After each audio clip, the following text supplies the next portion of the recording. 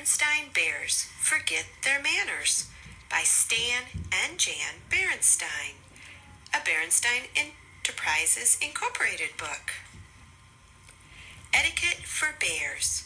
Please and thank you help quite a lot to make a polite bear out of one who is not. There was trouble in the big treehouse down a sunny dirt road deep in bear country. Trouble with manners. The bear family's trouble with manners was that they forgot them. At first it was just an occasional please or thank you that was forgotten. Then there was a rude push without an excuse me. Then a reach across the table instead of please pass the broccoli. Mama Bear wasn't quite sure how or why it happened, but she was sure of one thing. Whatever the reason, the bear family had becoming a pushing, shoving, name-calling, ill-mannered mess. At the table it was even worse. They were a grabbing, mouth-stuffing, food-fighting, kicking under the table super mess. Of course, Mama Bear tried to correct Brother and Sister Bear's behavior. She tried coaxing. She tried complaining. She tried shouting. She tried going to Papa for help, though it sometimes seemed to Mama that he was part of the problem. Papa banged on the table and shouted as only he could shout, but nothing really seemed to do any good. Mama didn't like what was happening to her family, not one bit. Something had to be done. But what? The best way to fight bad habits, she thought, was with good habits. Then she thought of a plan. She got a big piece of cardboard and a marker. At the top she wrote, "The Bear Family Politeness Plan." When the plan was finished, she called a family meeting and showed it to Papa and the cubs. It certainly got the bear family's attention. Mama's plan had a list of all the rude things she wanted to stop. Beside each one was a penalty, a job or chore that went with it. If you forget a please or a thank you, you had to sweep the front steps. If you pushed or shoved, you had to beat 2 rugs. If you got caught name-calling, you had to clean the whole cellar. "But Mama," sputtered the cubs, "you're not being fair." "It seems to me," she said, "that you're the ones who aren't being fair to yourselves or anyone else. That's what manners are all about, being fair and considerate. Manners are very important. They help us get along with each other. Why, without manners—" "Your Mama's absolutely right," interrupted Papa. "Thank you, Papa, for your comment. But interrupting is number 3 on the rude list, and the penalty is dusting the downstairs," Mama said and handed him the feather duster. Said Brother. "This looks serious. I think we'd better come up with a plan of our own, or we're going to be doing a lot of extra chores." "What sort of plan?" asked Sister.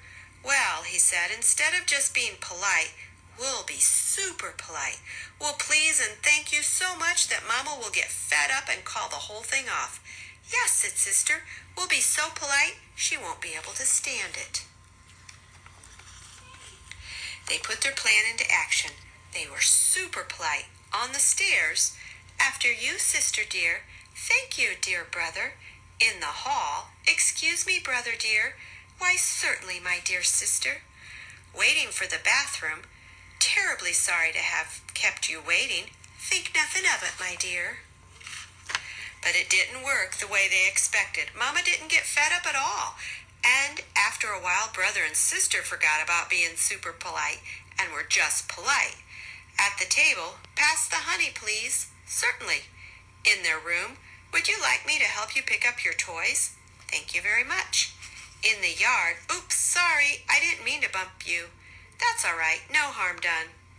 And it turned out that Mama had been right. Things did go more smoothly. Once they got into the good manners habit, they didn't even have to think about it. But it wasn't so easy for Papa. He was the one who got fed up. It's a little harder to change habits when you're older, and he had to do quite a few extra chores for forgetting his manners. I'm glad to get out of the house away from that politeness plan, he said as he drove the family along the highway on a trip to the supermarket. Manners and courtesy are just as important away from home, especially on the road, said Mama as they stopped at a stop sign to let pedestrians and other cars pass. They help us drive safely.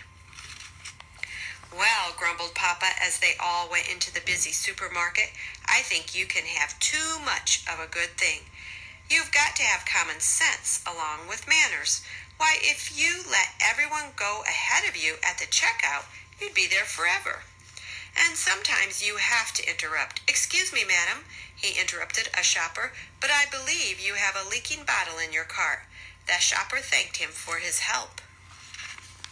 You see, he said, driving home, there's more to life than remembering your manners. Besides, manners are all right for cubs and mama bears. Bonk.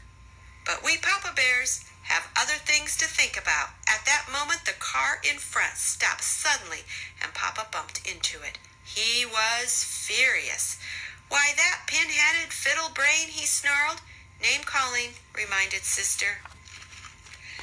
The penalty for name-calling was cleaning the whole cellar, so Papa gritted his teeth and remembered his manners. And a good thing, too, because climbing out of the other car was the biggest, angriest bear he had ever seen. But when the angry bear saw how polite Papa was, he remembered his manners, too. He explained that he had stopped short because a mama duck and her ducklings had crossed in front of him. Then he and Papa looked at their bumpers and saw that no harm had been done. As I was saying, said Papa as they continued on their way, it's very important for us to remember our manners at all times, and I want to thank you, Sister, for reminding me to remember mine. You're very welcome, I'm sure, said Sister Bear politely.